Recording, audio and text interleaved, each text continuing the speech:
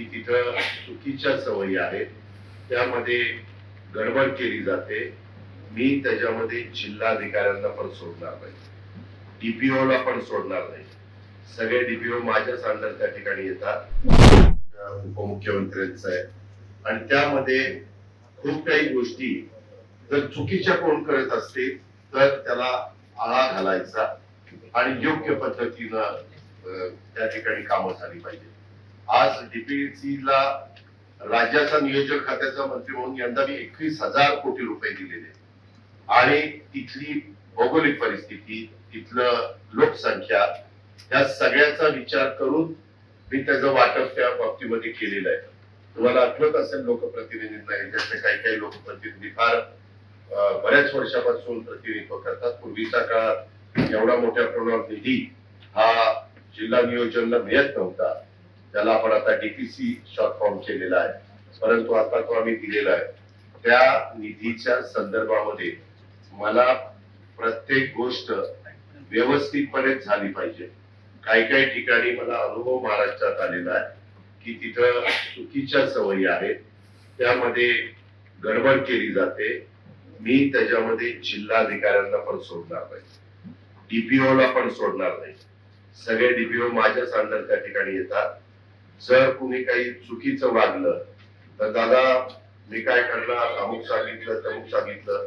तुम्हाला शासनामध्ये आम्ही 100 दिवसाचा कार्यक्रम मुख्यमंत्र्यांनी दिलेला आहे, तो योग्य पद्धतीनं काम करण्याच्या करता दिलेला आहे.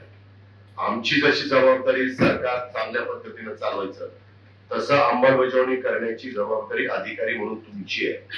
तुम्ही जर कोणी मनामध्ये आणलं की काय हे बोलून जातील परत आपल्याला, पण मला जर कचाकच सापडला तर त्याला असा तसा सोडणार नाही.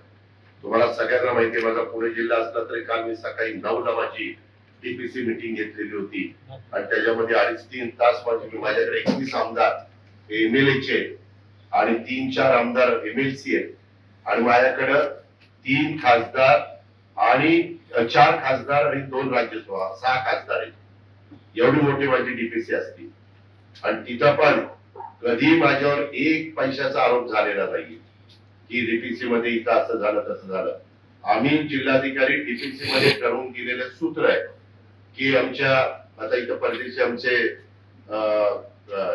रवींद्रसिंह परदेशी पोलीस अधीक्षक आहेत, एसपी, बाबा पोलीस खात्याला किती टक्के, शालेय शिक्षणाला किती टक्के, त्याच्यामध्ये काही रेव्हेन्यूला मोटारी पाहिजेत का, पोलिसांना काही इन्फ्रास्ट्रक्चरच्या निमित्तानं काही पाहिजे का, महिला बाल विकासला पण आपण काही प्रमाणात अंगणवाडी किंवा इतर कामाच्या करता पैसे देतो.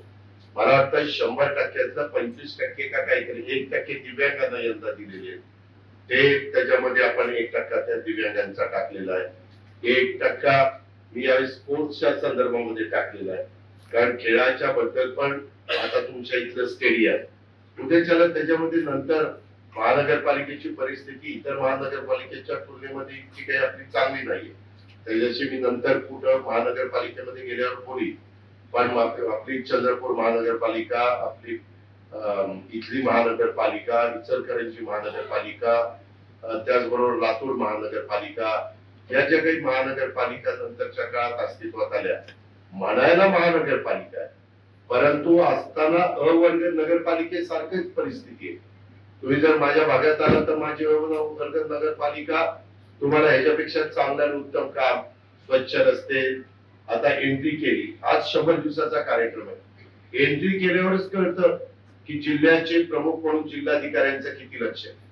ती झाडं पार पाण्याने सुकलेली आहे, कुठं ती झाडांमध्ये स्वच्छता नाहीये, ती सवळलेली नाहीये.